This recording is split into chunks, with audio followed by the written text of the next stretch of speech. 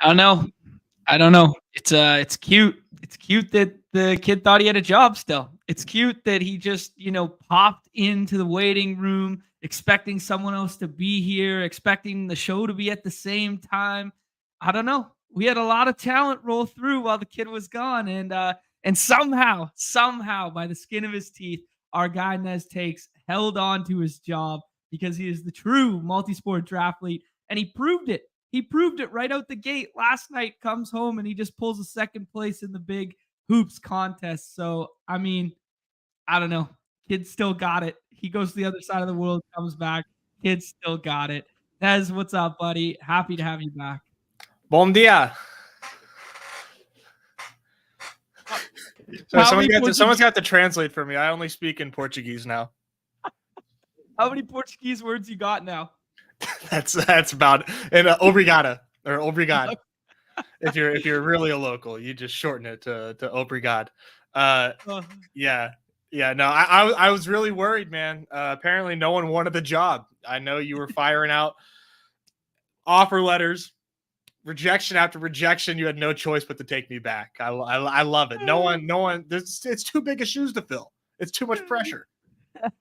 Well, you know what? I did say we did a lot of BBM stuff while you were gone, which was, tis the season, right? Rattle off that. But I will say there are very few that can hang in the versatility of sport across the spectrum.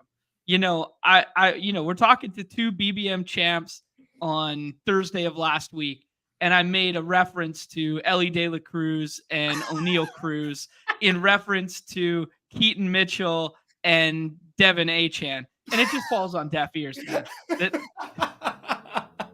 It's a pretty good reference. I appreciate you.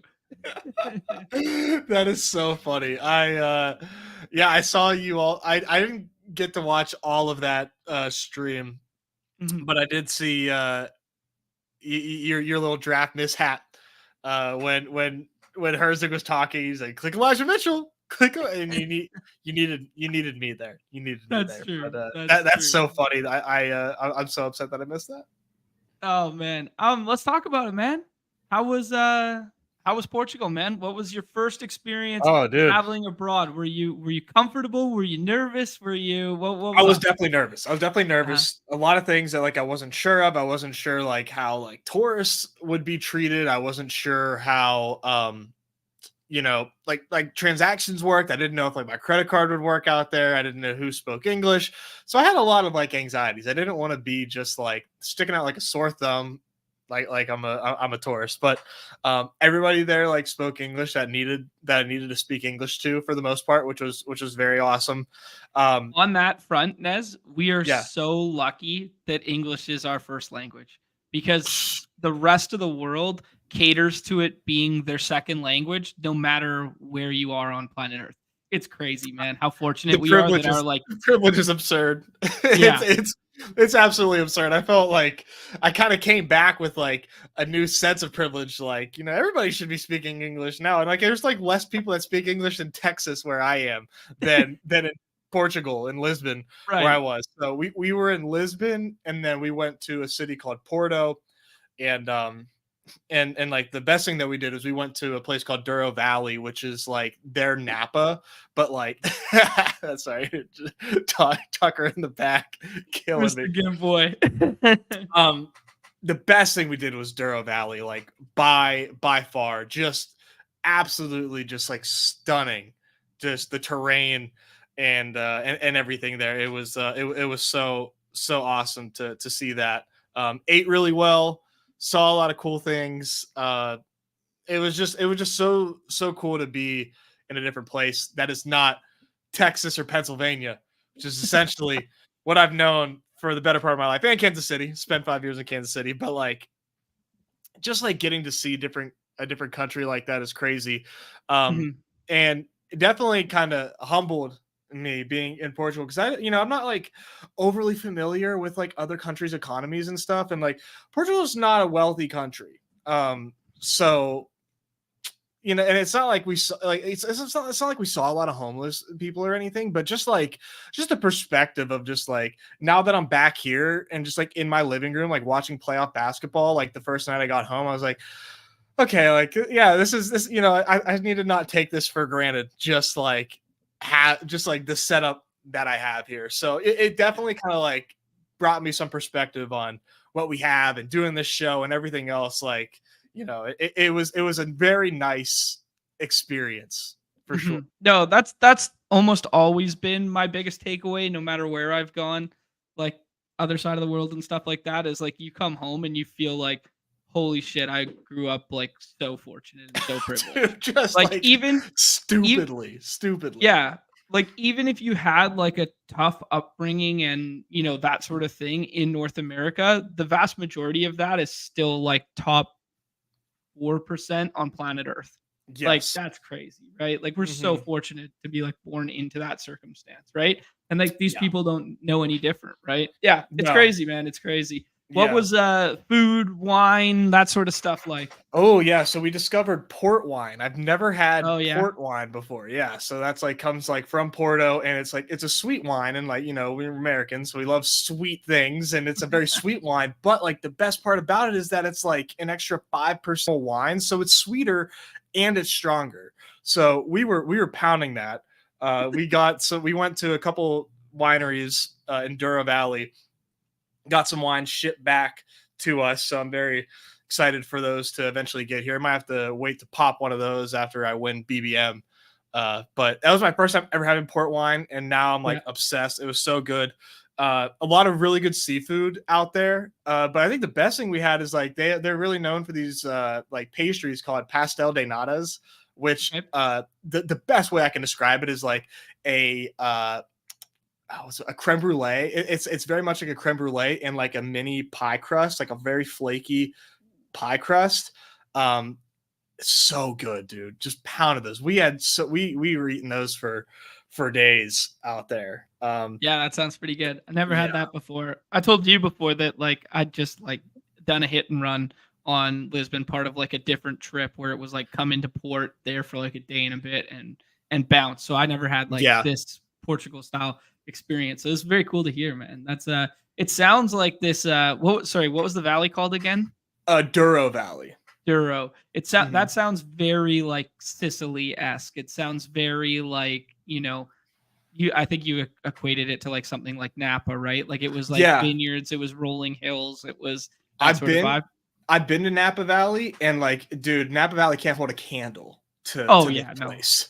Yeah. Just like even just the drive out there was like one of my favorite parts. Just like, Mhm. you're on, the roads are like very small because you're driving on like cliffs of like like gigantic hills, and just like the views were just unbelievable. And we found a tour on Viator, this app. I don't know if you've heard of it, but like we got we bought the tour like 2 days before. We almost didn't even do this, and we were just like, "What are we doing while we're out in Porto?" Like, "Oh, let's take a trip to Dura Valley. Let's do a wine tour." And like, thank God we did. And it was by far like the best thing that we did there. I mean, I posted a picture or a post on Instagram, and all I didn't realize until after, the only pictures I posted basically were from Dura From Valley. I that didn't post segment. nothing from like Lisbon, nothing from Porto. It was all just like because I just really took to that. No, that's It was dope. And we got to meet with some locals too. I love him. He just chilling. We got yeah. to like talk with some locals too, because Bria had a couple followers out there. We only met with one of them that Mhm. lives in Porto. So we got to like go out with her, and her boyfriend tagged along too, who was just a fucking character. I'll have to say the stories about him for a paywall. 'Cause, dude, I mean, just made a very grand entrance. But that was cool to get to like talk Yep. to them, talk to some locals, and actually like get their perspective on their lives and stuff. Just such a dope experience. This guy, hold on one. I saw someone comment about the Porto McDonald's, and we stopped in. I didn't actually get any McDonald's. I'm a fraud. I didn't buy any because we had some really fire tacos just like a block down. But I got to see like the grandest McDonald's in the world. It was so dope. Oh my god! It all comes full circle to the Mac Dose. Oh Always. man. Yo, good catch up there. Yeah, Yeah. your boy managed to get one over the weekend there. Okay. GMs to everybody. This one was cracking me up. It's Portuguese from Portland. That was getting me. That one was getting me there. Oh man. Yeah, this is good too. If Nez picked up an accent while he was gone. I did so while I was out there, I was like speaking in broken English, like just to like talking to Bria, my wife. Like Right. we were leaving a bar. We were going at this. We were at this one hotel bar, the one we were staying at. We stayed at like 3 different places. And we were leaving, and we were like going to this one restaurant called Pinocchio, and I'm like, she's like, it's getting close to like 6:30. I'm like, I think it will be possible. I'm like, what is that? What speak? You're American speaking like I'm like appropriating their like loose grammar rules in America, like because you want to like kind of speak like how they speak so that way they can understand you better. And then I just end up picking up and taking it way too far. And I did that like multiple times where I would like catch myself and like we were just like laughing at me because I'm just such an empath that I just pick up on the language rules. Good word. Oh, that's funny, dude. Dope. Yo, our guy Purple Yosha alluding to the fact that UD is now legal again. I imagine he's in the great state of Michigan because Michigan has been added to the draft games there. Yeah, so shout out to that's huge. Michigan people joining up. Yeah, it's awesome. Expand that player pool a little bit. Nez, what do you say we push into some draft game stuff here? You had some instant success, as I alluded to, in the hoops stuff last night there. Yeah. Actually didn't play the hoops contest at all. Yesterday was doing, the Mother's Day kind of stuff there. Being a good boy. Yeah, I was trying to. Yeah, me and Mr. Good Boy being Mr. Good Boys. Yeah, but I've been following along with the playoff, been watching a bunch of the games. Didn't watch yesterday's games though, but I watched the previous 2 from this series. 2 nights before. So I'm caught up. I'm tapped in here. But have you been in the draft streets yet for this one? Yeah, I did some like even like as early as last night, just kind of checking things out and drafted some early this morning. And it really is these 4-person drafts are very interesting. Okay. Just because like, the projections are what they are. So like yesterday I felt really good about all the like the lobbies and stuff that I was in, but like the team that won for me like was, truthfully was pretty lucky. My next best cash was like $20 after that.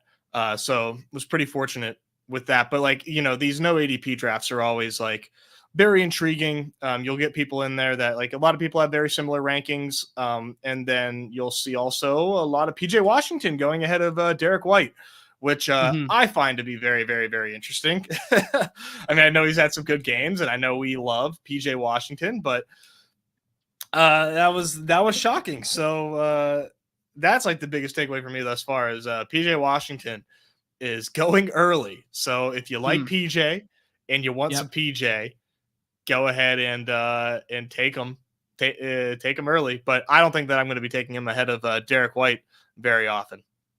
Okay, that's fair. I got a PJ Washington take just in general.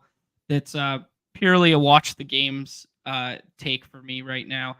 I think they're really trying to limit. Like I think Luka's playing really hurt right now. Like he's banged up. Yeah. In the interview after the game, they asked him what hurts. He said everything. He was dealing with the knee, then he was dealing with the ankle. Then he fell hard last game, banged up his back. And I think they're really trying to use him almost as like not a decoy because he's still playing very hard and playing very well.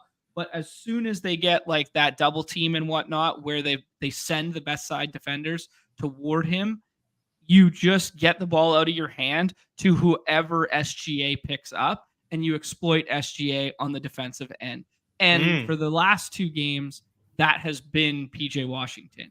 Now, do they do something matchup-wise to avoid that switch now? Or do you just tell yourself, okay, PJ Washington can't beat us for an entire series.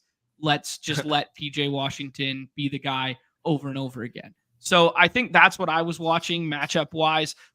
It was like, yo, attack, attack, attack, SGA's switch option. Yeah, I think that's some good ball watching. And yeah, if I was the Thunder, I would dare PJ Washington to beat us in a 7-game series as well. Right. Exactly. That's why I kind of think that's why I kind of think it's going to continue. Right. Maybe the box scores don't keep filling up, but the touches and opportunity is going to continue to be there, I think. Yeah, it seems like he's definitely operating as a third option, clearly, Mm-hmm. and creating some offense for himself. It's just, I just can't help but think when the Derek White 50 ball is on its way, Right. and Mm-hmm. and even if it's not, he's good for 37, where PJ Washington obviously with a much wider range of outcomes. So I'm gonna end up bumping up PJ because I don't want to be caught without too much of him, but definitely not going to be a 25% holder. That's for sure. Yeah, that checks out. I mean, that feels like an entirely intelligent way to approach this contest. We did see a switch in the Celtics rotations and stuff last time out, where Winky had a really good stat that he tweeted out as part of like the post game. What does he call it? The post game The on the 10 takeaways. 10 yes. takeaways. Yeah. On that, he retweeted the 10 takeaways with another nugget added to it where he was talking about Tatum's handling and Tatum's drives and how much more aggressive he was in game 3, because I do feel like it was the first time in which they were challenged and they lose a ball game and they're like, okay, shit, maybe we have to stop effing around with Luke Cornett out there like they were doing in game 1, and we got to just be like, yo, our best players have to be our best players and they got to play big time minutes. And it went like old school, like not Tibbs level of that, but it was like you saw an uptick in the starting 6 or 7 ish in that rotation, and you saw the Pritchard minutes come down. You saw the secondary center minutes come down, and it was like these guys got to play to be those guys. So if we do see that again tonight, which I kind of anticipate, the Derek White shout's pretty good because even though he didn't fill the box score last time out, we did see like the big time minutes from him. Yeah, he just is that guy, and like you said, I just think at a certain point they gotta stop effing around. Which I mean, they're gonna win, but yeah. There's 2 kind of like big macro questions I'll ask you about the slate. One is on the cover. It's Jared Allen. Jared Allen's been a thorn in our side for the last 6 games.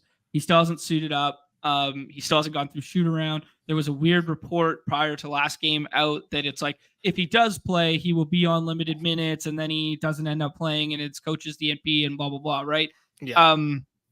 I don't know. Do we anticipate him playing tonight? It's been noted during the broadcast multiple times that he's in excruciating pain basically all the time, and he looks like he's in pain when he's just sitting there on the bench. I think it's just he's dealing with broken ribs, and it makes it hard to breathe. Yeah. It makes it hard to do anything. You want no body contact. Guys sometimes wear that like padded flak jacket thing underneath their jerseys and try and play with it.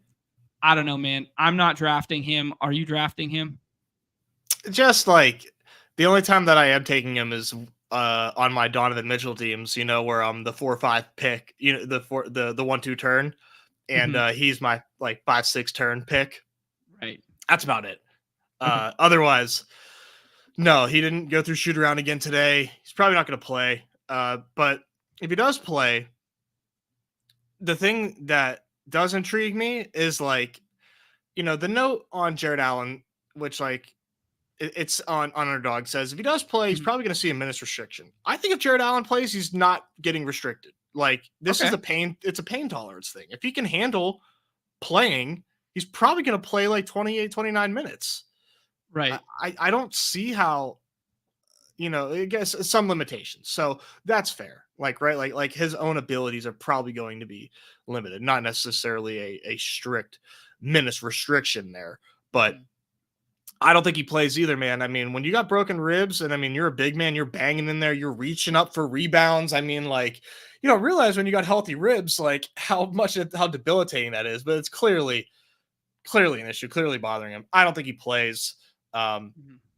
This series should be finished here pretty soon. And like, and we got to low key worried about Donovan Mitchell too, who I think will let us know tonight. But little calf thing going on with him too.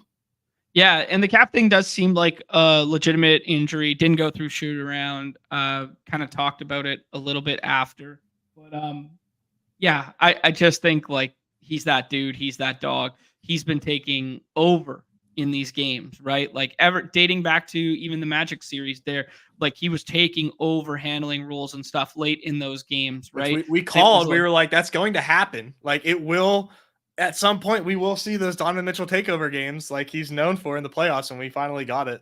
While I wasn't unable to draft him, of course, but actually while we talk about your inability to draft there, you got all your Pirates stuff behind you. I've been hearing rumors that you are the bad luck guy, dude, because as soon as you leave the country, what happens? We get Skeens to come up. We get O'Neal Cruz to hit 4 homers in 5 days. Like, I heard you're the bad luck guy, dude. They almost, and you know what's funny?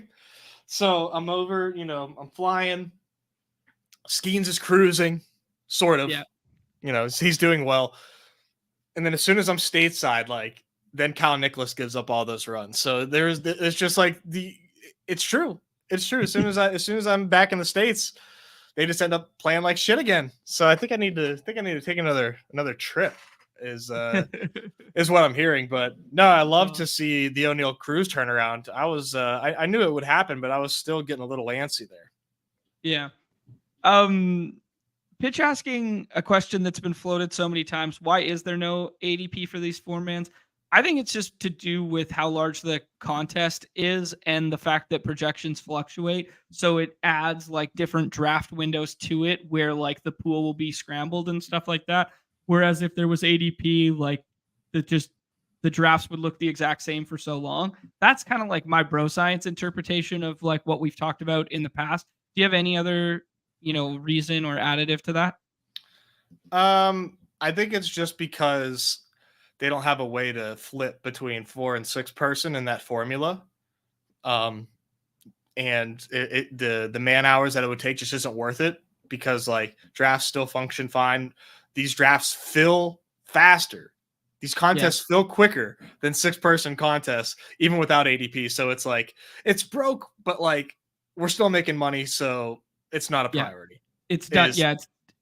It's broke in a good way. So it's exactly. Like, it's a fun. It's kind of fun if you're a sharp drafter. Like it's kind of fun. I kind of prefer it, to be honest. Yeah.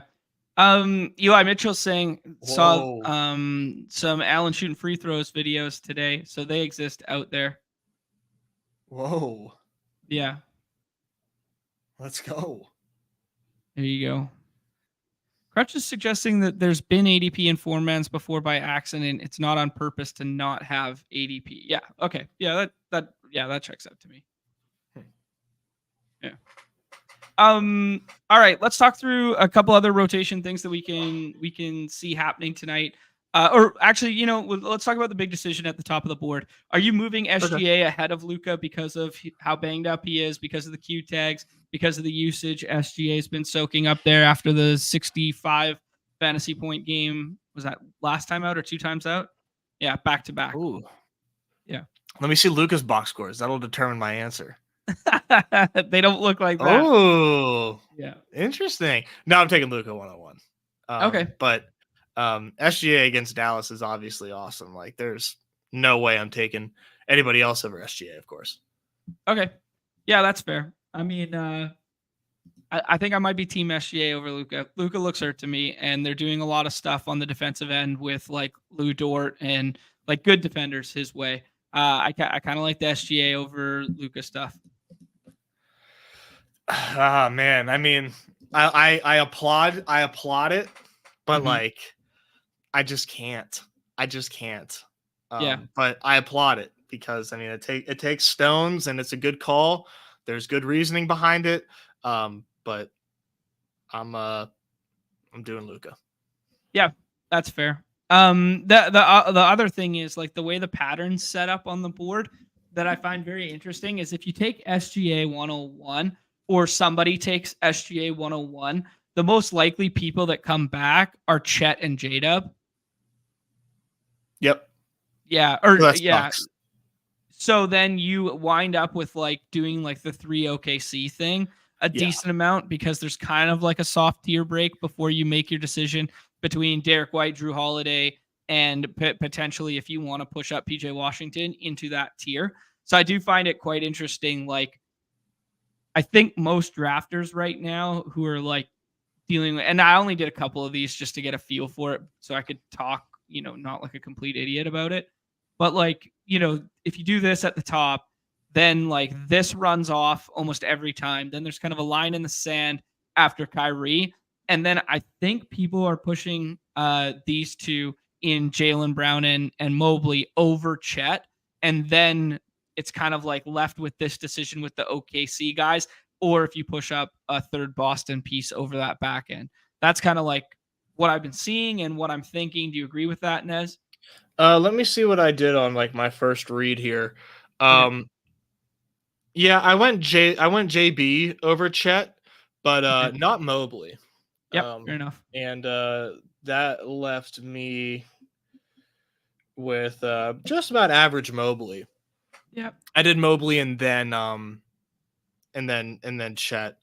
But Mobley. I'm kind of going back and forth there because like I love Chet against Dallas. Like I know Dallas has made improvements defensively, but I really like matchups against them, especially on Chet's angle. Okay. Hubert Rules is asking, are we drafting Allen at all? We kind of talked about that a little bit. Basically, for me, it's only been in the 5th, and that's kind of where I would cap it, like that 5-6 turn area. So you get first swap potential. Not that there's necessarily going to be any other swaps on this slate, because we are both in the camp that we think Mitchell and Luka play. So yeah, kind of only when he falls about that far. But I do think it's going to be really tough for him to play tonight. Yeah, Yeah, but Chet has shown all season that he can have outlier stock games. He had 4 blocks last time. Yeah, I mean that's he's got an elite ceiling. Mhm. I will say that Jared Allen shooting free throws is very interesting. Very interesting. I like it. It's very interesting. Okay, I think the biggest decisions now take place on this back end. Lou Dort's minutes seem really safe to me because he is going to be basically taking Luka. Like that's kind of just like where I'm at with that. This next tier is kind of like the Boston guys, mix and match how you see fit, then PJ Washington to me. Then Garland's in that tier 2, but I think he's kind of probably at the back end of it. But he does have like a crazy high potential ceiling if for some reason Donovan doesn't let us know. It's range of outcome, but I think it's really low. Yeah, I will say, man, I have Horford at the bottom of this group. Okay, checks out to me, man. Yeah. Yeah. Big Al Horford guy, very much on record of that, but and he's going to have a ton of minutes, but definitely, and Garland is just like so non-existent these entire playoffs, but I'm still, and I'm actually PJ over Drew. And then I'm there. Yeah, I like that. For me, the Garland thing is like just watching the games, man, like his confidence looks so shook. Like he does. He's not a great off-ball player in my estimation. I think he is much better with the ball in his hands. He's much better running screen and roll stuff. He can't be that guy with Donovan Mitchell out there, because you don't want him to be that guy, because who's better at it? Donovan Mitchell. Who's going to go to the rack way harder? Donovan Mitchell. When he plays off ball, man, he looks like hesitant to get a shot up. He kind of reminds me of like what we've been seeing from Hallie earlier, where it was like he looks like the confidence isn't there on either side of the floor. And after every timeout or every free throw or every like possession, like a coach is in his ear or Donovan Mitchell's in his ear, like as if he's like fucking up. I don't know, man. Like he's still so young, but like it just kind of feels like, it doesn't feel great right now. Yeah, it seems like he almost is like better served like as a 6th man. I mean, obviously not on this team because they need him to be out there, but just like in an ideal scenario, I don't know that he meshes too well with Donovan Mitchell. Yeah. Play.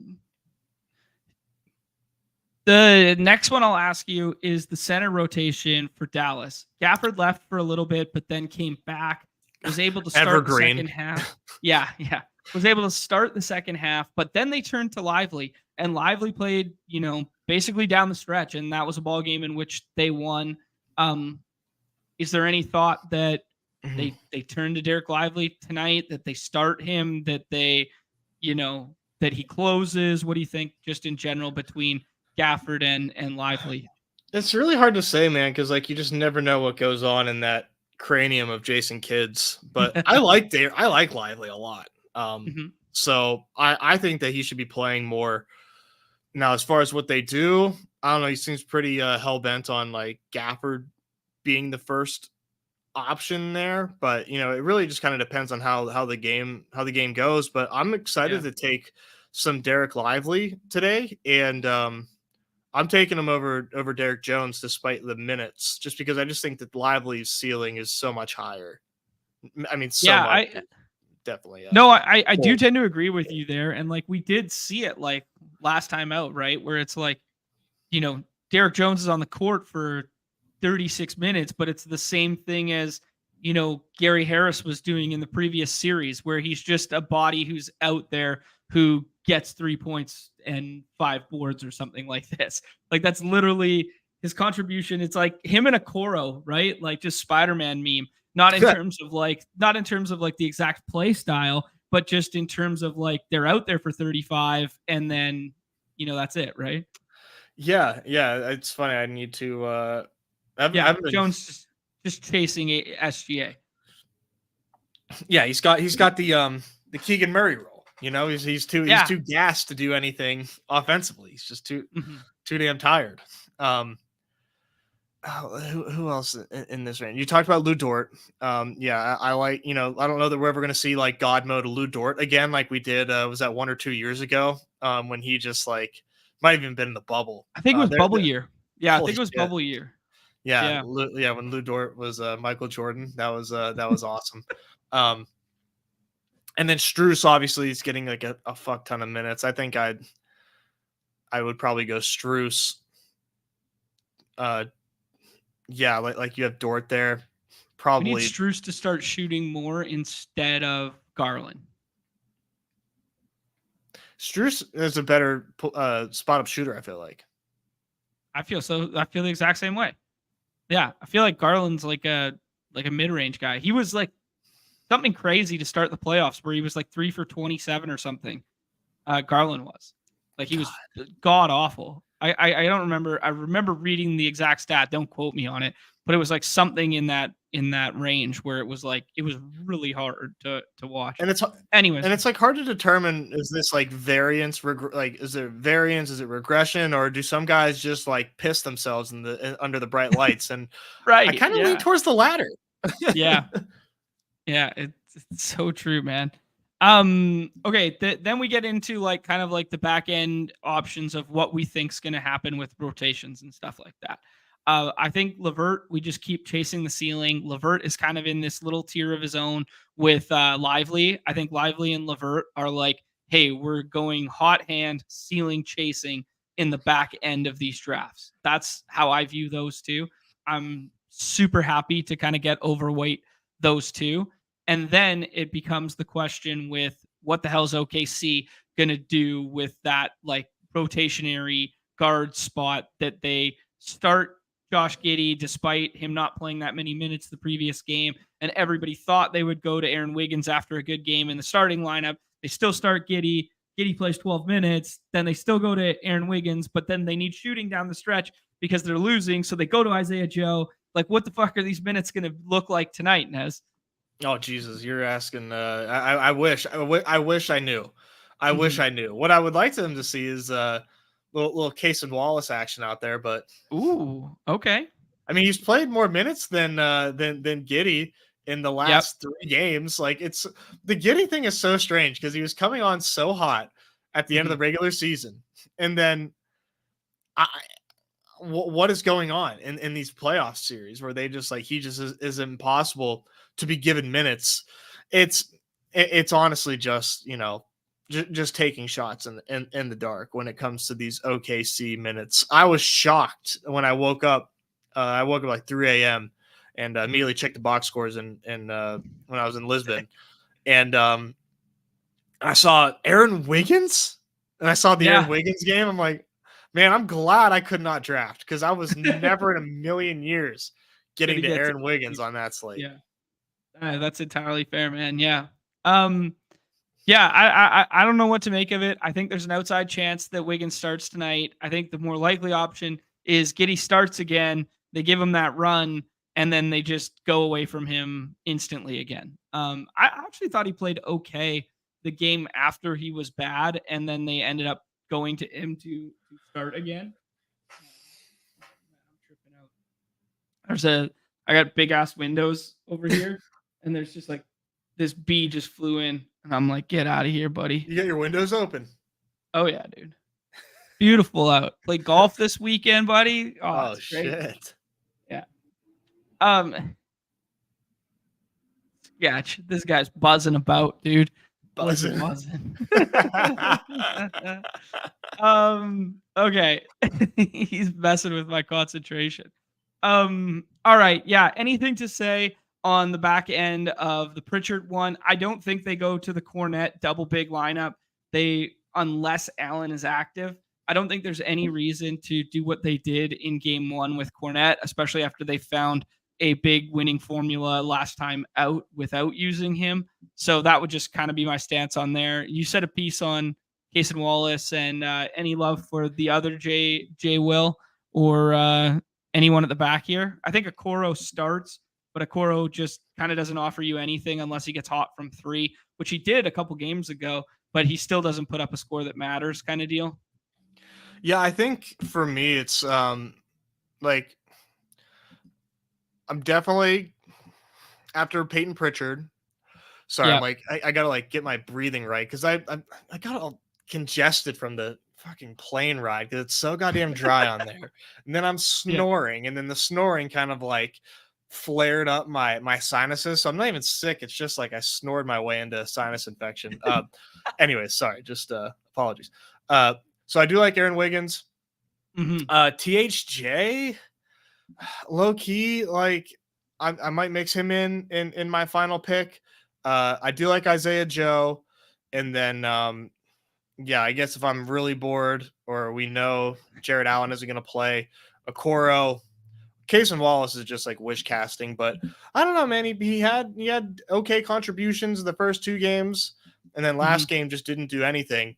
It's going to be interesting to see like what you need from the sixth, because that's always such a skeleton key, right? Like obviously guys can pop off in the middle, but like what's the number of points that it takes to win in the sixth round? Or maybe it doesn't matter. Hopefully it just doesn't matter. That's always the best case scenario. Right. Yeah. There's been some guys getting some run for the Cavs, but like primarily when they were like down big. But Tristan Thompson was in there, Marcus Morris was in there, Sam Morrell played. Yeah, Sam Morrell played. It was primarily garbage time, but I was shocked how early they went to Dean Wade and Marcus Morris last game. Like, they were trailing, but they were only down like 5 or 6 at the start of the second quarter, and they turned to those guys. So, I wouldn't be Xing Dean Wade out of my player pool, but I think he's a guy that, especially if Donovan Mitchell's hurting a little bit, I could get to a little Dean Wade, man. Oh, here's the chat. The chat thinks I finally said something smart. They're in. Dean Wade over. Yeah, I know. I think you're onto something there. Niang finally banished to the Shadow Realm. I see. I wasn't sure. Needed to make sure. The guy. I've never seen a guy get further with a dad bod in the NBA than Niang. He's like beyond a dad bod. It's absurd the way he looks. Yeah, it's kind of crazy that he's in the NBA. Like, just when you look at him, I was like, yo, that guy's like an insurance salesman or something. It's crazy. Yeah, we can't be talking like, I'm definitely team LeBron over MJ, but we can't be talking shit about the people MJ played against when Gorgeous Niang is getting 30 minutes in the playoffs in 2024. Like let's chill on the plumber comments. Niang is getting real time in the NBA playoffs. All right. Poor guys taking strays for no reason. Let's draft a team. All right. Yeah, these drafts go so damn quick. Yeah, they do. I'll get a couple in here. Oh man, there we go. I did the Saturday there. I went to a puck game on Friday, and then Saturday I think I played golf in the morning or something like that, and then I was like taking an Uber back. Or no, I played golf, and then I was gonna go meet some people for some drinks or whatever. So I was in the Uber, and that's when I drafted all my hoops, and I drafted the baseball lineup that won on like 5 or 6 entries, and hell yeah, just banked it. But I was on my way to go meet some friends, and then a buddy hits me up and he goes, "Yo, man, where you going?" Like, I was like, "Oh yeah, blah blah." And he's like, "I got a free ticket on the floor to AEW wrestling. Like, do you want to go?" And that was like, AEW? Yeah, I was like, I've never been to wrestling before. I was like, let's do it, man. Like, I'm in. And and I just like rerouted the Uber from the place that was kind of like close and went straight there. Came right in. I was standing on the floor like 10 minutes later watching wrestling.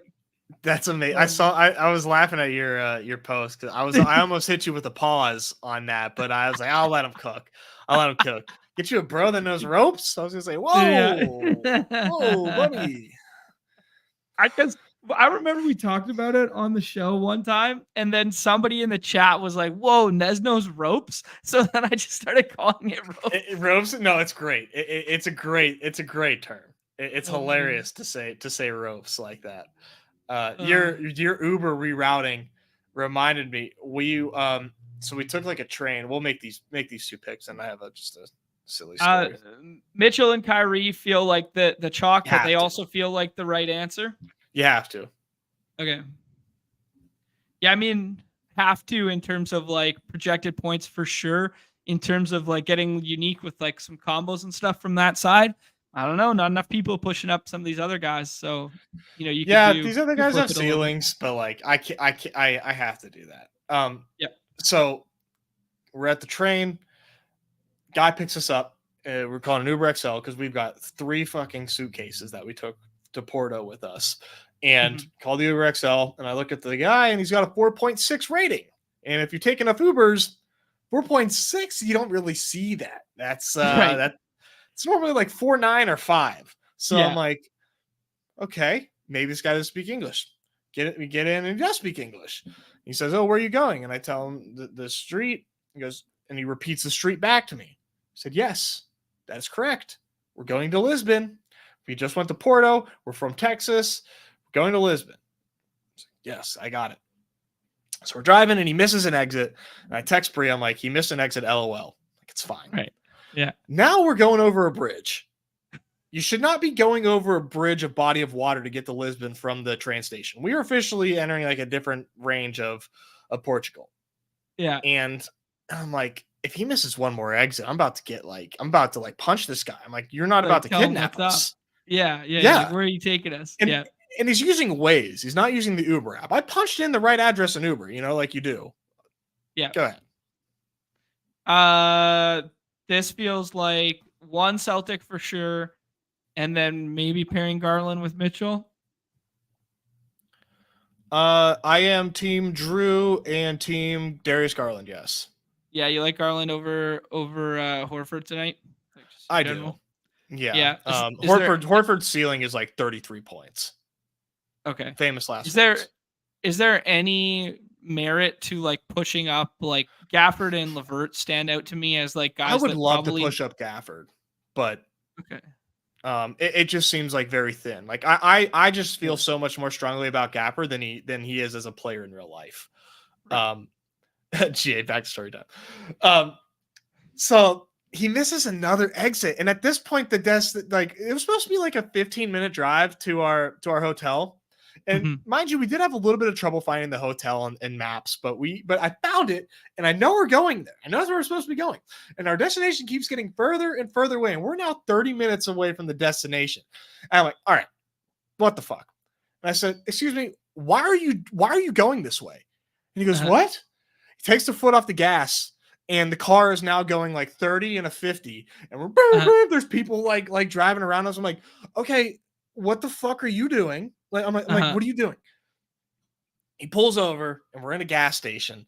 And I'm like, dude, like, look at the route. And he goes, route? And I'm like, why the fuck are we going south? I was like, we need to go to Lisbon. He goes, oh, Lisbon? You said this. I'm like, I did not say that. I literally told you Lisbon. And he shows me where he thinks we're supposed to be going. It's the tip of Portugal. Like, the tip, the very south end of Portugal. I'm like, good thing I fucking like checked my maps and stuff. Yeah, this guy was ready to drive, take you on a 3-hour journey. Dude. So I'm like, what do you, and he's like, why didn't you say something? I'm not from here. I'm from Porto. And I'm like, dude, I put it in on the app. I did my part. Do your part. We're not done. Man. So this is where I typically go Jared Allen. But yeah, so it's like if he plays, you get the best possible closing line value. If he doesn't, yeah. Okay. Yeah, I mean, it's a swap. Like, who cares? Dean Wade's season if he doesn't play. Okay. Yeah, I'm fine with that. I mean, and then Dean Wade on this side of the board is kind of unique too. But yeah, so then we do that, and then we're both kind of like lively pilled here. Yeah, now that we don't have Gafford, I think this is lively. Yeah, I like that. Okay. Okay. So he pulls over, and he's kind of yelling at me. He's like, why didn't you say something? I'm not from here. You knew I was going the wrong way. I'm like, dude, I told you I'm from fucking Texas. I don't know if you're taking another route or what you're doing. And then he starts to like get like kind of like visibly upset. Like he knows that like, oh yeah, like this is actually my bad. And then he's like kind of like head in his hands, like, oh dude, I'm like, listen, like here's the deal. I'm like, you made a mistake. Mm-hmm. It's okay. Yeah. It's okay. Now that we established that you're not kidnapping us, like you made a mistake. It's okay. Take us to Lisbon. So now I'm like, I'm not sure if this was just kind of like an idiot kid because he was kind of young. And he has a 4.6 rating. But was the 4.6 rating because like you do this to fucking tourists and you run up your Uber tab? Or are you an idiot? Like, you know, and I kind of think he's an idiot. But I will say, dude, like we took our Uber XL from the Dallas airport to home when we landed, and it was $70. Very, very expensive. Uber XLs in Portugal are like 15 USD. It is crazy how cheap Ubers are over there. So maybe he's just trying to earn an extra buck or two. And he had a 4.6 rating. And I knew if I gave this dude 1 star, he's out of a job. And I'm like, I couldn't do it in my good conscience. So I'm like, buddy, I'm still going to give you a good rating. And I'm still going to tip you. But like, use your fucking head. He gave me a handshake after. Oh, I love it. SGA at 2 there. Shout out to GPN GC there. Had a double win night, I think. Or like a second place and a second place in the hoops and a first place in the and a first and second place in the baseball streets on the same night. Yeah. So and the after dark and the main slate. I mean, he's crushing the 2024 season. He's definitely one of the biggest whales this season. So OG watcher. So shout out to Andrew. Love it. All right. What do you like here? I think I'm team Jalen here, but I can be convinced. Nah, it's Jalen. Mm-hmm. I guess that wasn't very clear. Jalen Brown in terms of that instead of J Dub. Yeah. No, that's Jay Teledubby. I'll be very explicit in that. Here's the part where I usually go Jared. Oh, that's funny. So that was a racket. And then the other travel gaff that we had is we took a train to go to Porto, which is like a 3-hour train ride. So we had 3 goddamn suitcases, big ass suitcases on this train. And we pull up suitcases, you go for 10 days. I mean, I'm traveling with my wife, who's a content creator. Okay, she wants to bring 3 suitcases. It's her. This is her vacation. I'm just along for the ride. All right, you can. Derek White or push up PJ Washington. Oh, you want to do the PJ push? Yeah, let's do like the PJ crowd? Push and see what it's like. So we get on this and we have these tickets and it's all in Portugal and it says like Carragum 11, seat 45. Like I know that much. So I'm like, all right, let's find our seats. Like, okay, we see our seat number. Like, I don't know what this 11 means, but like, we're going to sit here. And we sit there, put our luggage up, and then 2 Americans come up to us like, you're in our seats. I'm like, no, these are actually our seats. And they go, no, you're car 11. Like, this is car 28. We're like, other side fuck. of the world. Yes, dude. Gafford, Levert. Yeah, Gafford or Levert. Let's do Levert. Okay. Because we'll have our choice of 3 Dallas guys on the way back. And I don't really want to do 3 Dallas non-Luka team. Okay. So we're like, okay, fucking awesome. Again, make this big. These guys are on auto draft. They're drafting too fast. I'm trying to tell a hilarious. No respect. B Burgundy's got no respect for the story. Not at all. Lively or Derek Jones? Ooh, you don't want to do Dort? We could do Dort. Dort with SGA. Dort just feels like so mid. Sure. Like it just feels like we're gonna have no ceiling. Yeah. Like what's Lou Dort got to do to win this contest for us in the 5th round? Like 5 stocks. And that but he does play 40 minutes, so yeah. So we got these bags and we're rolling 3, like these are bags that you check on a plane. These are not small big ass suitcases. And it doesn't who you want here? I want to do Aaron Wiggins to start or Dean Wade. I think does Dean Wade kind of get cut into Karis LeVert? Probably not. A little, but like I don't think they both can't reach ceiling in the same game. Oh, they're gonna reach ceiling. Yeah. All right. So we're cutting through cars to get to our actual car for our seats, and you have to like pull doors open. Like some of them are automatic doors, but most of the time we're pulling doors open, like little ass Bria's like trying to rip this door open, sneak through, cut through cars that are like kind of like outside. It's very much like a goddamn heist. Eventually get to our seats, but not without like plenty of stairs, tons of sweat being broken. It was just not without drama, of course, but it's all part of the experience. Yeah, no, for sure. You got to have those little like tidbits. You go abroad or you go like to someplace foreign, you have to have a couple sketchy encounters. You have to have a shady cab and or train ride. You have to have you just have to have these moments. It's all baked into the experience package. Oh yeah, and talk about sketchy, man. They love offering you drugs in Lisbon. I mean, we're walking down the streets. They go party streets, marijuana, cocaine. Yeah, like hashish. Like, buddy, no, I don't want you. I'm not trying to die.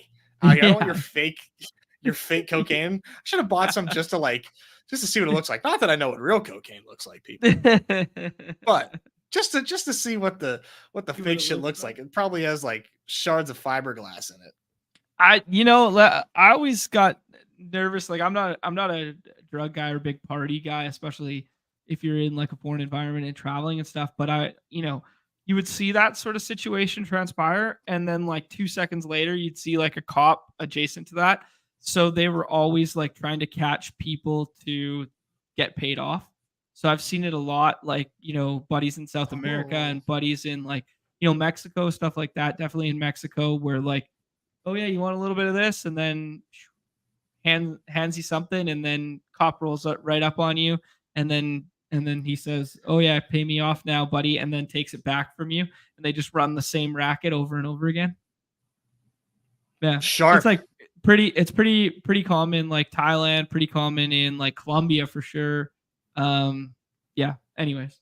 Yeah, in another world, they're running streams on how to get the most EV out of your scams on the streets. Oh, Nick, I can't bring that comment up. That is not what I said. That's exactly what God said. Yeah, this is how you get Nez this is how you get Nez when you're slanging on the streets. Buddy, you Yeah, want some Najee, some Warren? Najee, what Um, at what price? What's I got a 5th round right here. Oh, 8th round Najee, I'm in. Um, all right, Nezzy, let's talk about the baseball slate real quick. 12 gamer, man. Lots going on here. The Yamamoto situation is very strange. what is up with that? Yeah, so like the starter was listed as Gavin Stone. Yamamoto was first ADP on Underdog. I was full fading in my first 4 or 5 drafts there. Like, what's going on here? Then all of a sudden, now he's announced potentially the starter, and he has a green check mark. He's on Fangraphs as the starter, and he's on Rotogrinders as the starter now. But the probable pitchers on MLB are still have Gavin Stone. I'll give it a refresh here and see if it's since changed. But now it's since changed. Before we went live, it was Gavin Stone. Yeah, I should have brought it up while I still had it and then hit the refresh to see if it changed so we could see it in real time. But all right, so it sounds like Yamamoto is, and that makes him like SP1 today because he's going up against a depleted Giants lineup and he has been incredible this season. I put Shota on the cover there because he's going as SP2 and gets his most difficult matchup of the season, being a left-handed pitcher going against the Braves. And then a little bit of weather concern potentially on one of what looks like to be one of the better spots with Nationals going up against Chris Flexen. And Nationals look like they're in a good spot. But in terms of run totals, in terms of slate dynamics and whatever, it is very unclear who the best chalk is. Maybe you could just say Astros, and that's kind of it. But it's really hard to know what the best plays are today because everything falls between like a 3.9 run total and a 4.8, and there's no Coors, there's no Wrigley with the wind blowing out, there is no a Great American Small Park. It's a very interesting slate. It is. I love 12-game slates. 12-game slates Monday, 30K prize pool. Thank God for that. This is awesome slate. Where I'm at right now is like Astros. They are my top stack today. And okay. I kind of like posted like in the Discord, like baseball at this stage right now is like, it's kind of tough because it's like, I know who the good players are, but they're not playing well. Do you just like keep hammering the chalk? It's like, why would I not take the Astros at home against Ross Stripling? And like, why would I not do that? And these guys are so affordable right now. It's like, for me, it's just like the obvious answer. And I'm like asking myself, I'm like, do I need to start playing these dailies in baseball differently? And if I had all, if I could construct 144 lineups, I would definitely take a strategy that is much different than just like, I love the Astros today and I love the Padres against Dakota Hudson. So let's just draft these players that I think are good, even though they're not having awesome starts to the season. That's what I'm doing. So I'm sticking to the priors, letting the priors play out. And, I'll take my wins and my L's as they come. But, really like the Astros bats today at home. I always like the Astros at home and the Padres at home too. I mean, they don't play in like a great park, but I kind of like them at home just because, I mean, it's their home park and Dakota Hudson sucks. The Rockies bullpen sucks. And with the Padres too, I mean, the Padres have a nice lineup. I mean, that Arias trade that happened while I was out, really awesome move. And they got Jake Cronenworth, who is scorching the ball. I mean, call the century for you, man, saying that we should be taking him in the 20th round. Imagine nobody drafting Jake Cronenworth and Ryan Mountcastle. It's crazy. A bunch of fucking idiots. It's crazy, man. Cronenworth is scorching the ball. And who knows how sustainable that is, but we know he's good. We know he's been good. So just really like him today. There's a lot to like today, though. Yeah, but I am fading Yoshi. I'm not taking Yoshi 101. Like, okay, I don't care. That's fair. I get that he's safe as hell. I don't care. Okay. Yeah, I think there's a lot of interesting pitching matchups in the same vein that you said, like trusting. It's kind of like, do we trust what we think is talent, or do we trust guys who have been going well and maybe made adjustments, right? Like, yeah, Trevor Williams hasn't given up a home run this year. He has a new pitch. Like, is he a good pitcher now? Is he going against probably the best matchup on the slate? Yes. Is anybody drafting him? No. If the weather holds off, should we be getting overweight on Trevor Williams today? I don't know. Or can you get overweight on a guy like Jordan Montgomery, who's struck nobody out in his first couple times out, but he always goes 6 or 7 innings, and maybe he puts it together in a decent matchup today against a Reds team that's it was Reds, right? I want to make sure. Yeah. Because that series did happen 2 series ago as well, but in the other ballpark, where he's going against a Reds team that is predominantly left-handed, and their lineup is much, much weaker with a left-handed pitcher on the mound there, outside of like basically Spencer Steer and Tyler Stevenson. But like, yeah, a long-winded way of saying like we're at that pivotal point in the season where it's like the samples are getting slightly big enough to be like, are we looking at a guy's career sample, or are we looking at a guy's this year's sample? Yeah, it's that's part of the issue, right? Is like, what do I do with these guys that are off the hot starts? Do I care? Do I not care? And I'm mostly ignoring it. Okay. I will say, but pitching wise, I think the hot starts from pitchers are what's like the toughest. But Trevor Williams is in a great spot, and he's, he had good outings with the Pirates when he was a Pirate as well. So yeah, it's kind of hard to say. Okay. Sorry, real quick, I want to just ask you. They just announced the UD Cardio Club. I don't know if you saw that. Nope, not yet. But I can pull it up. Do you want to like see what's up with that on stream, or should we just let people do that on their own time?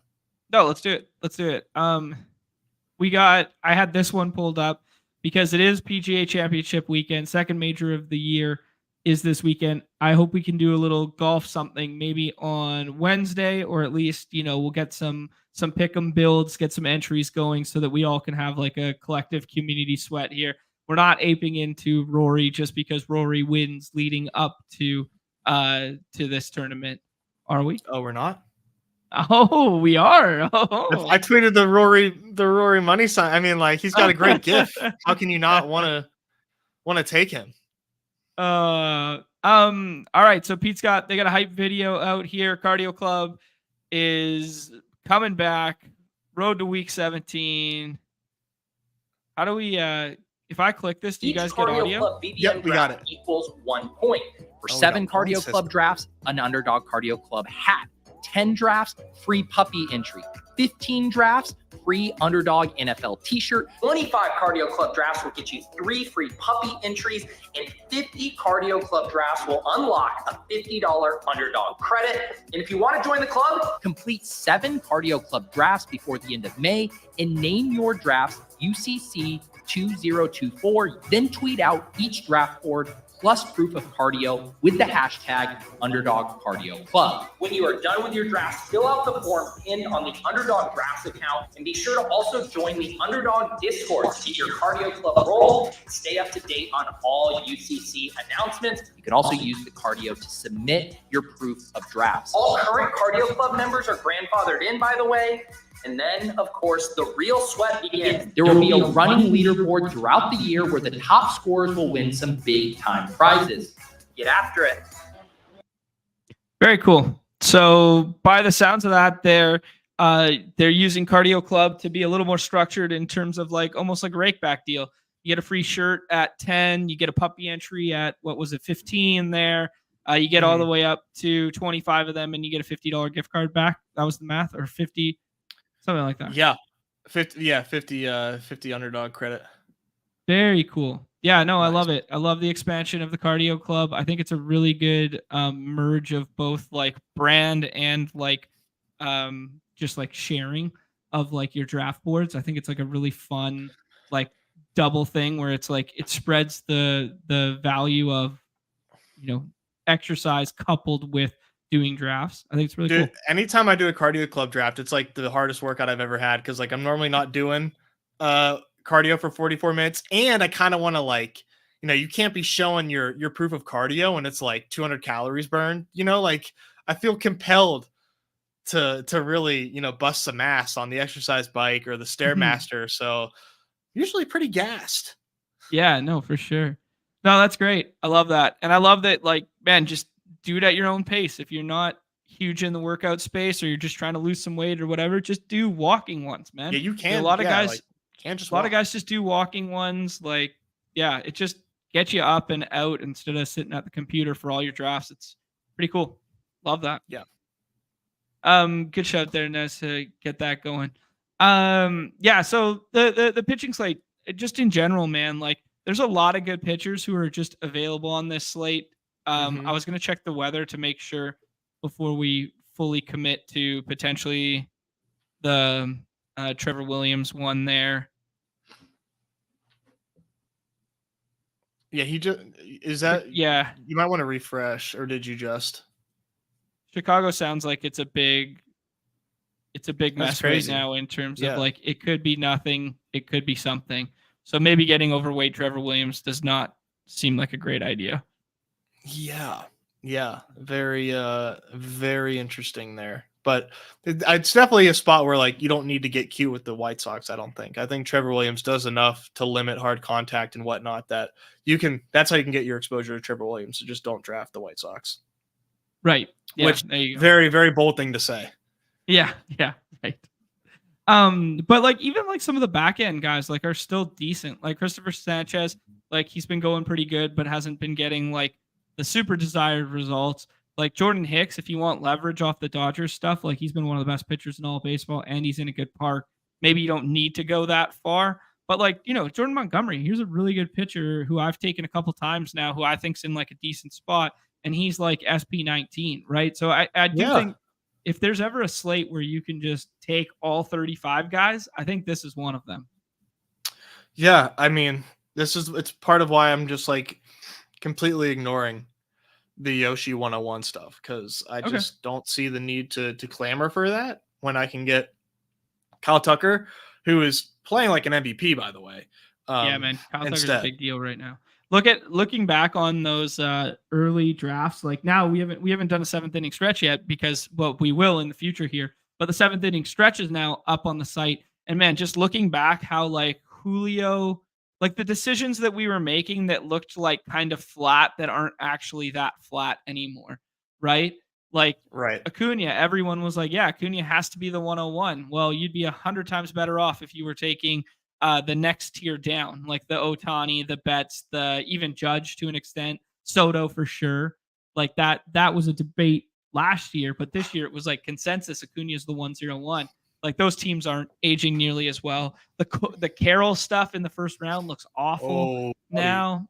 Like just and then Kyle Tucker being like, oh, he's the end of the outfielders tier, and sometimes he would slip around the corner in lieu of some of those infielders, and now he's looking like, oh man, he could be the 105, 106 going forward, right? He's having a better year than Jordan thus far. So yeah, very interesting. It is very interesting. As far as like this slate goes, I don't know what to do about these Dodgers. I think that's like a big one. I'm probably just out. Like I'll just fade never Dodgers today. Like just Jordan Hicks is good, bullpen's good, Park's bad. Like if Dodgers beat me today, it's just like hat tip. I think you can get to better spots. And it's always scary to like fade Braves, Dodgers, Padres to an extent, and Houston, but like you just got, and Yankees to an extent too. Yankees not on this slate, but like just fading those teams always feels scary. I'll probably full fade Dodgers today. Maybe the occasional one-off and 4-man, but like I'll probably full fade. You just can't cover all the teams. You have to make decisions for yourself. Yeah, I know. Unless you're drafting 144, you're gonna have to fade somewhere. And even like Brad drafts 140 something teams, and he makes strong fades. So you kind of have to. Yeah, I'm with that. Some interesting ones in the chat here. John C just chiming in with the GM. GM sounds like he was honeymoon for a week and a half from Italy. That's sweet, man. Nez was adjacent to you, almost, kind of, sort of, in Portugal there. Scroll back to the beginning. We talked about his whole trip to start it off there. This is an interesting one because I saw it popping in the sheet a little bit here. The AZ one and Clicking Carol round one, like this one. I think Arizona is good spot today. I like Arizona. I like going against Graham Ashcraft. Graham Ashcraft has had reverse splits for 2 years, 3 years. Righties hit Ashcraft better. And I see the lefties from Arizona popping.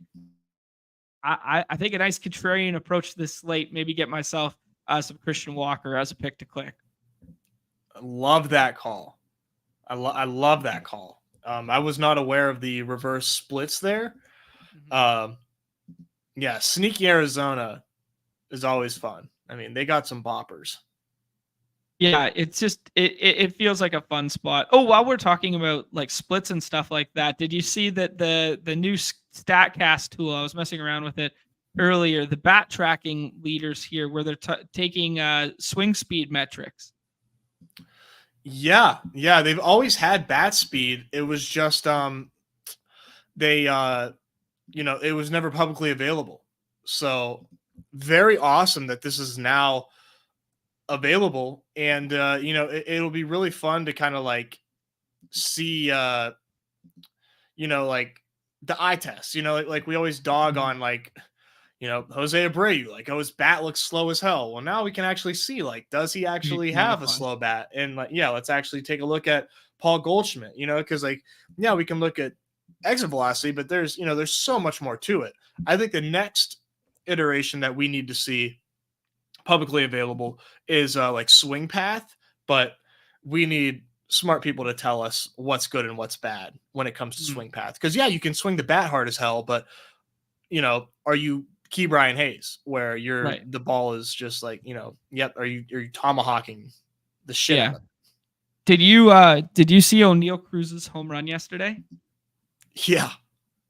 I don't think I've ever seen that in my life. For those who didn't see, Kyle Hendricks was like going away from him. He was kind of working away from everybody. Then he tried to run something on the inside at like 88 miles per hour in on him. And O'Neal Cruz like turns on this thing and he hits it really effing hard. I think it was like 111 miles per hour, something like that. But the ball only went 350 feet and barely was a wall scraping home run. And he thought it was like a pop out off of the bat because the ball went so high. I think it was 47-degree launch angle, the steepest launch angle for a home run this season. And it was just nuked as high as you could go, like home run in a phone booth, but kept carrying to get out. It was crazy. I think it was 47 degrees or 37 degrees, one of the two, but I think 47 sounds crazier. I think it was like, yeah. Anyways, yeah, just wild stuff. Pitch asking coming on. Joe Adele here. Yeah, I have no idea what was up with the projections on the site that was before kind of ADP that led to the Angels being all the way up there. But Joe Adele's projection has now been normalized to 8.8. His projection and Nolan Shanwell. I'm butchering his last name every single time. Nolan Shanwell were projected for 17.6. The wind could be blowing out at Great American Small Park. It could be 100 degrees out, and those guys would never, ever in the history of baseball be projected for anywhere close to that. And now it's normalized, and they've come back down to like the 8 or whatever, which is low-key still kind of high for both of them, even though Joe Adele's been hitting the ball hard and going well in recent memory. But yeah, they are two of the worst ADPs on the board, period. They are pure full fades for me. I don't know about Joe Adele. I kind of like Joe Adele. Yeah. I mean, he's right up there. He's right up there on the bat track. Where was he? In that Morel territory. There he is, right there. Swinging hard. Yep. He's swinging hard. But Shanwell, I mean, dude, Shanwell is Nick Madrigal is like playing first base. Like there's, and he's facing a lefty. No way. But maybe Joe Adell, Logan O'Hoppe, Taylor Ward, little 3-man stack. I could do that. I could do that. Yeah, fair enough. Yeah, I mean, like that's a kind of fun 3-man stack that I would like to get into when it's 0% owned, not when Odell's going in like every draft that there is a normal recreational player in there. Yeah, that's the problem for sure. All right, cool. Let's any other stacks you want to hit on? Contrarian stacks, like that sort of thing. I think we're both in lockstep. Like Astros and Padres look like the best you can get to right now. I will definitely get to some Nats if that game does trend in the direction that it will be played. Any other teams? I will have Oakland today. I will definitely have Oakland today. I will have Shea Langeliers and Seth Brown, or Shea Langeliers and Brent Rooker, some combination of that mini stack stuff. I will have both sides of Diamondbacks and Reds. I like that spot in general. I'm trying to think of some other ones I liked. Guardians dude, and the Braves Rangers are free too, by the way. Like, yeah, I mean, any day you can get to free Braves or free Dodgers or free Yankees, like they should be part of your player pool. But like, I'm not trying to get overweight Braves today against Shota. I think Shota's really good. Shota is really good. He is for sure. But Braves at good home. Hitters. Yeah. Good hitters. I think you mentioned Guardians. Yeah, Guardians feel fun. I mean, I had a lot of Guardians yesterday, and a lot of I deserved a better fate yesterday with Morel and Wisdom in like 25% of everything yesterday, and I did like 50 lineups. I was like, I have to win with this, and I just didn't have the right pairings of it because I did so much of it with the Rangers at Coors. So naturally, the Rangers are going to go home, and they're going to go nuke today, aren't they? Oh yeah, they're going to crush Tanner Bybee. As far as like pitchers go, like late pitching, my favorite guy like that I like cannot stop taking is our boy Brady Singer against your Seattle M's. Mariners strike out a ton. Yeah, especially against righties. They strike out a shit ton. Now I'm worried about your boy Rojas there. Rojas has been tearing it up. Fire. But a righty against the Seattle at Seattle, and he's there every single time for me in the sixth. Like I am going to like, you shouldn't be well overweight a pitcher unless like nobody for whatever reason is drafting like, Zach Wheeler. Like if like, there's no reason for you to be way overweight a pitcher, but it's going to be hard for me to not have like 50% Brady Singer tonight. I like that, man. That's a really fair shout. I mean, they have big strikeout issues against right-handed pitching. I wanted to I just brought this up on Instagram on the side here because there was an Aaron Goldsmith video of Savant page data. Rojas in weighted on base, I think, something like that. Let me see here. His video's running right now. I know this is great video or great audio for everybody here. Bring it up here. He's been leading off, but he's going to juxtapose him against other offensive contributors. And if you hit the there you go. Ohtani, Betts, Soto, him, and Ton in WRC plus this season. Like that's kind of nuts. Yeah, and then he's like, "Oh yeah, they're all getting paid $1 billion." Blah blah blah. Oh, shit. And Josh Rojas is not a bat speed merchant either. He ranks bottom 2 percentile in bat speed, but when he's connecting though, that's the other portion of it is like the bat control. Like where right. can you square up a baseball, and he sure can. His launch angle sweet spot, which is a new thing, is best of the best, which makes sense. Interesting. Okay. Yeah, I mean, is that going to be the new BABIP of like BABIP to average will be like sweet spot juxtaposed to swing velocity? Right. It's like, how sticky is that? You know, Right. that's something to 'Cause be seen. it's kind of a new way of quantifying barrels, is it not? Yeah. So what they so launching a sweet spot percentage, I think this guy, I think Alex Chamberlain did Yeah. something like that. And he called them like blasts. And where it's just like the absolute like, yeah, you're barreling, but you're also barreling at the right launch angle. Mhm. Is Baseball has some nasty acronyms for like stats. There's a I new know. one called filth. Oh, really? Yeah, and it's kind of like a pitching metric one. Eno retweeted it the other day. I think it's on FTN. That's sick. Yeah, but like blast and filth, like these are like these are part of stats Onomatopoeia, now. like, yeah. Yeah, that's good. Yeah, I mean, I'm gonna get to both sides of that game as I alluded to. We like Padres, we like Astros. Guardians feel nice today too.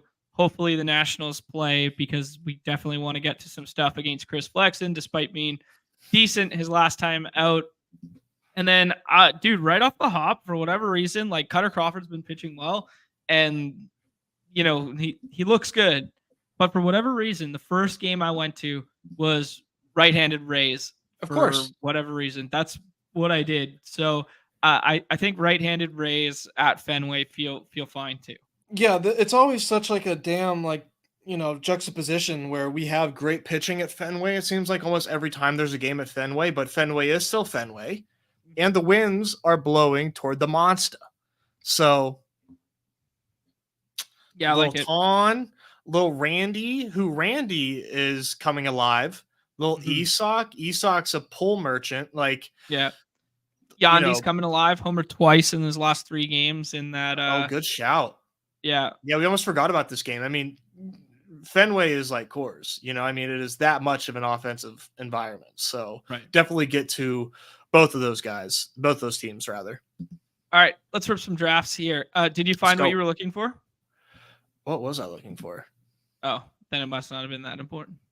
I can't remember. Wait, what was it? What did I say? You were talking about blasts and Alex Chamberlain.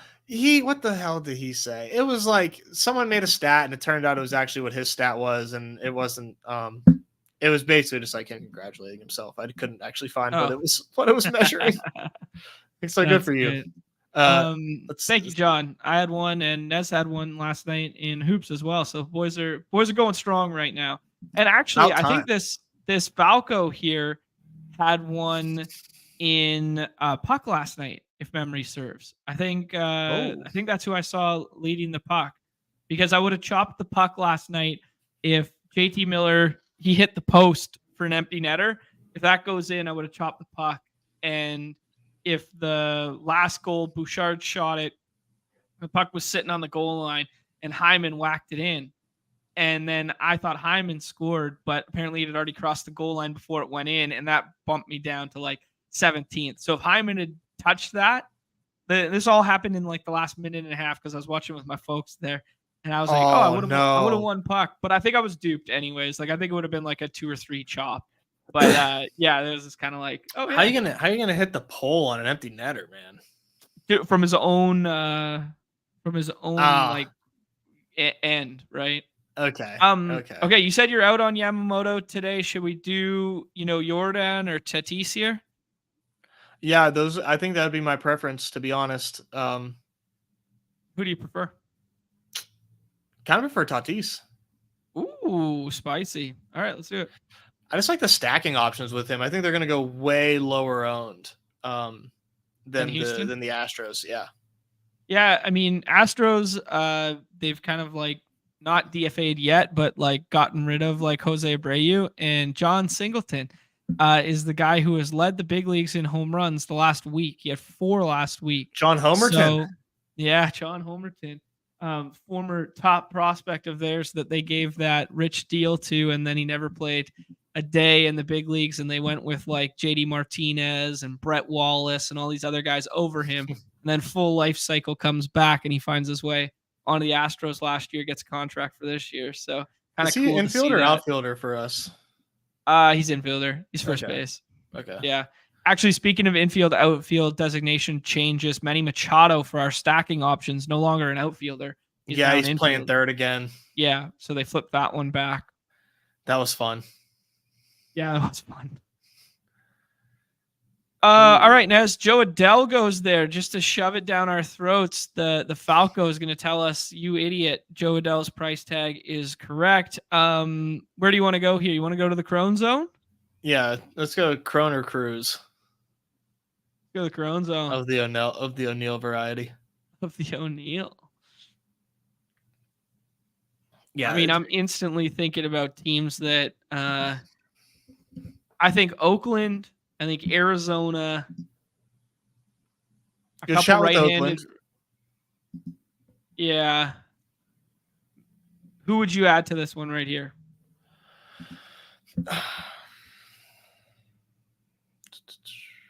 Dude, O'Neill Cruz. I love O'Neill Cruz. Yeah, I mean, like he hits the ball hard. He's coming alive right now, and left-handed power plays very well in Milwaukee. So like he'll be popping in the Bad X stuff. I haven't looked at any Bad X stuff. I'm sure, but he will be popping 100%. Yeah. Yeah. Let's see. Who else do we want to? I mean, what I was looking at the other day. Brian Reynolds is actually like going kind of decent as well. No, he's actually playing. Yeah. Did you see him yesterday? He had the bases loaded with. He's the least clutch player alive. Bases loaded with one out, and he hit the ball first pitch swinging, hit the ball like 3 feet in front of the plate. Yeah, he's a loser on that front, but 360 ex Woba is not that's bad. No joke. Yeah, that's no joke. A lot of teams that we like going there. We see Andrew do some Cleveland stuff. Falco's doing the Washington stuff. Do we want to build out Pirates here, or do we want to build out a 2-man stack of another team? Let's do the your Arizona call. Okay. Do Lourdes Walker or Walker? Yeah, let's go start with Walker. Okay, we can do Christian Walker, and then we can do. I mean, like Jock will still play nice here, and he will probably start and hit third because they don't care entirely about the reverse splits. To the reverse splits point here. I mean, like we're talking like very similar. Oh. No. I'm looking at OPS plus. Yeah, they are quite stark, to be honest. Is that yeah, I mean that's a decent sample too. Yeah, it's like 500 ABs from either side. Wow. Yes, almost 600 ABs versus right-handed hitters. 820 OPS versus a 684. And the reason it is here we're back up. Repertoire. Yeah, it is the sinker that runs in. Yeah. Arizona Lourdes Gurriel. Yeah, I think Gurriel might be a more rare pick than Jock. Let's do it. And then we get a little bit of that reverse splits magic if we happen to be correct. Yeah, he's got that cutter, that 96 mile an hour cutter. Yeah. And a sinker. Mm-hmm. Cutter, sinker, slider. That'll play well. Yeah, and he never uses the changeup. Like he's got I think he's like a 2 or 3% changeup guy. So it's either hard running in or hard running away, and it runs into righties and righties barrel it. Yeah. It's kind of funny how that works. Profar or Morel at some point, or not overstacking San Diego. Like just in general, I think it's entirely fine. It'll definitely be in the player pool. Profar's been one of the hottest hitters on planet Earth the last month or so. I think he was the player of the week 2 weeks ago, something like that. So I mean, like I'm entirely fair with getting a Profar, especially if he's leading off. 100%, yeah. And I love Jackson Merrill. I think he's pretty damn good, and very very much not drafted. I respect it. Chris B takes your advice and takes Brady Singer there. Andrew does a full Cleveland 4-man plus Jordan. Love that team there. He opts for Will Brennan instead of Tyler Freeman, who Freeman killed some of my Cubs teams yesterday. I was so mad at him where I did I had like Cleveland plus Cubs and then did that. Victor Robles sighting. Wow. Love to see it. Getting contrarian.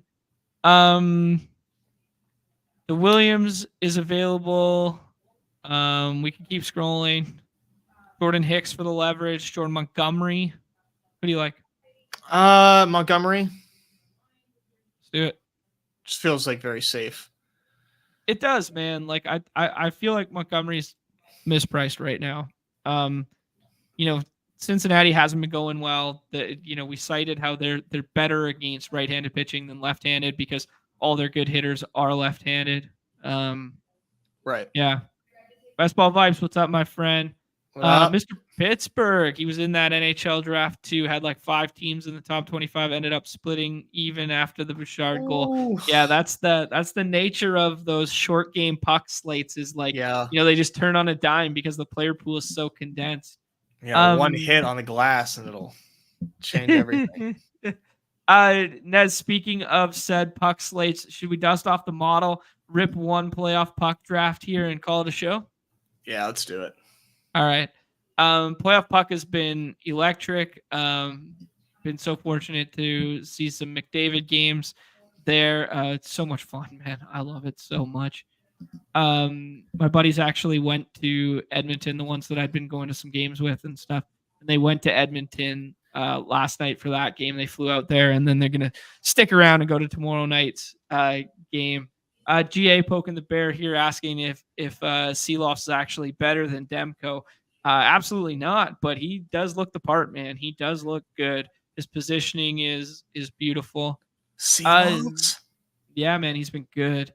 Nez, on the docket tonight, the Carolina Hurricanes are on the ropes against the New York Rangers, 3-1 in that series, and your hometown Dallas Stars up 2-1 on Colorado in Colorado.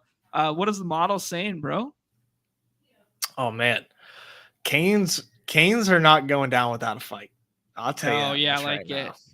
No way. You got Igor 101 here.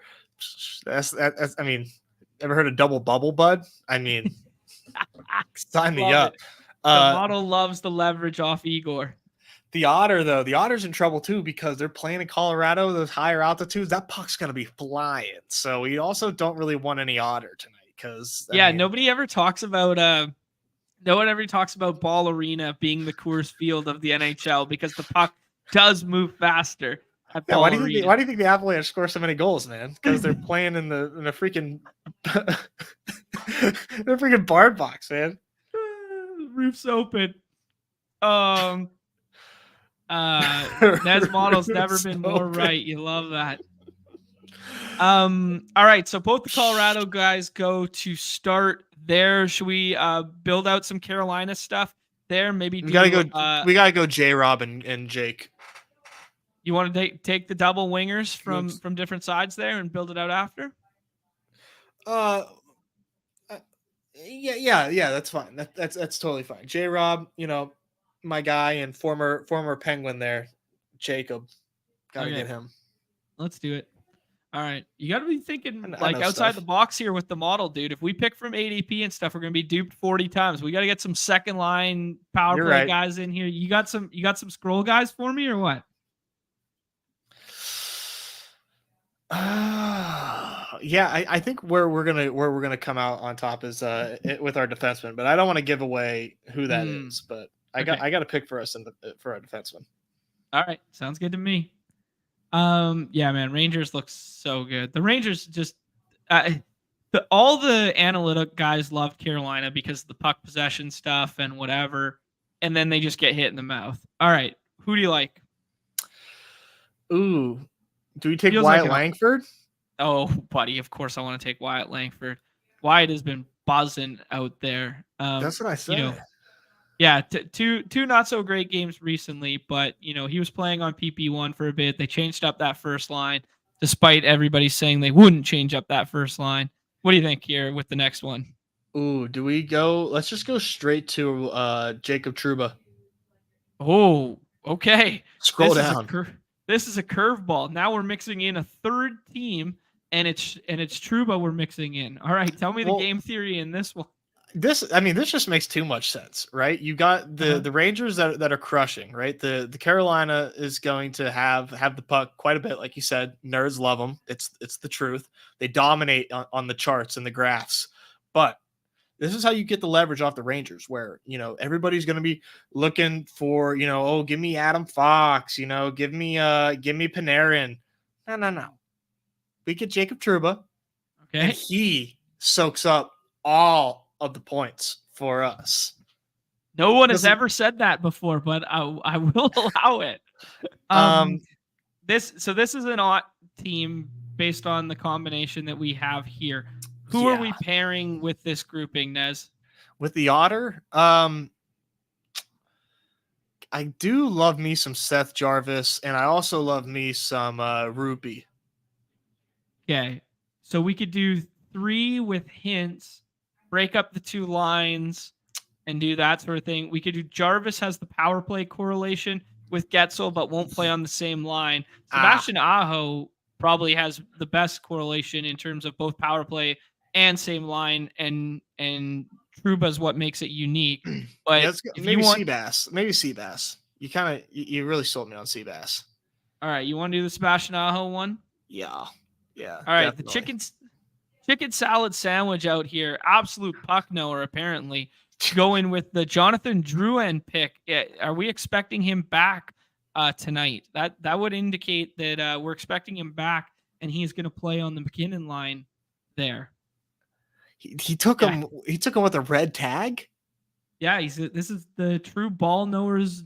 The ball knowers know all move here. That's a chicken salad pick if I've ever seen one. Yeah, this guy is absolutely tossing our salad in this draft. You broke up there, John. I didn't quite catch that. he threw us for an absolute loop. Whose salads he tossing? I don't know anymore. Oh man. Yeah, that's an interesting one there. So let's see. GA in the chat is alluding to the fact that they expect him back. Let's see here. Yeah, it looks like Daily Faceoff has him penciled in on that first line. So you want a little bit of cheeky leverage there. We just found it. Ooh. Yeah. The Druid. Yeah, the Casey Middlestad stuff hasn't been working out great. I know Miles Wood scored a overtime winner the other night. Yeah, I mean, if Drouin just comes back and plays, PP1 and line 1 right away, there's instant leverage off of. You basically can't do the McKinnon Rantanen. Well, someone will have it, and you can eventually get it pairing. But yeah, he practiced PP unit today. They don't do that unless they're going to play. Love it. So he basically tweeted, "Let him know." Yeah.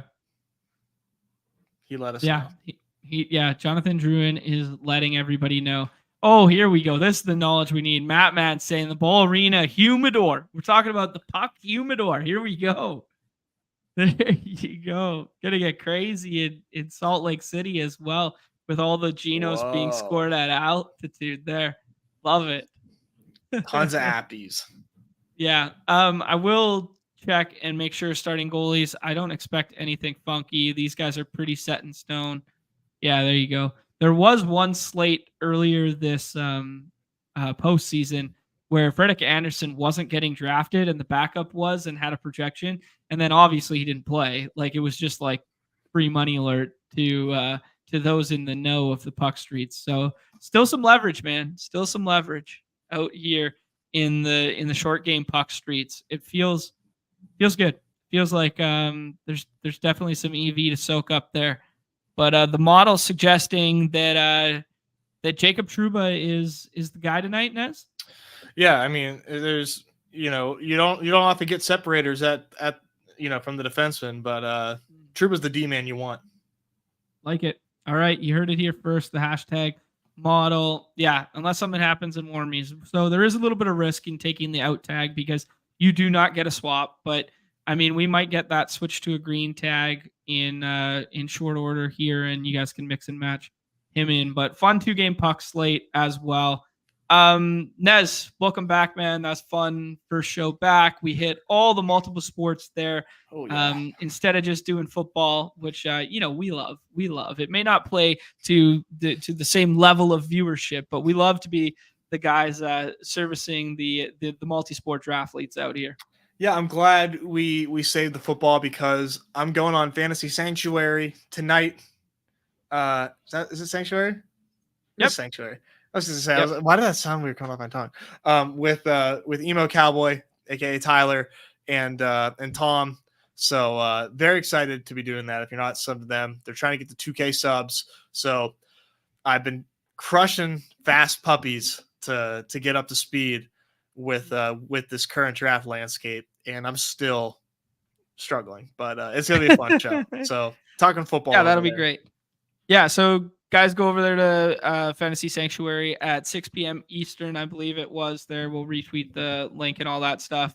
But before you guys leave, when you catch up here, do us a favor, hit that like, that subscribe, that notification bell stuff. We will be back tomorrow doing some more multi-sport content, and then we will do some football on Wednesday with Pete there. Welcome aboard the great state of Michigan. Saw some people in the chat today. Great state of Michigan drafters. So love that. And if you're not playing on the platform of the people, the deposit bonus has changed.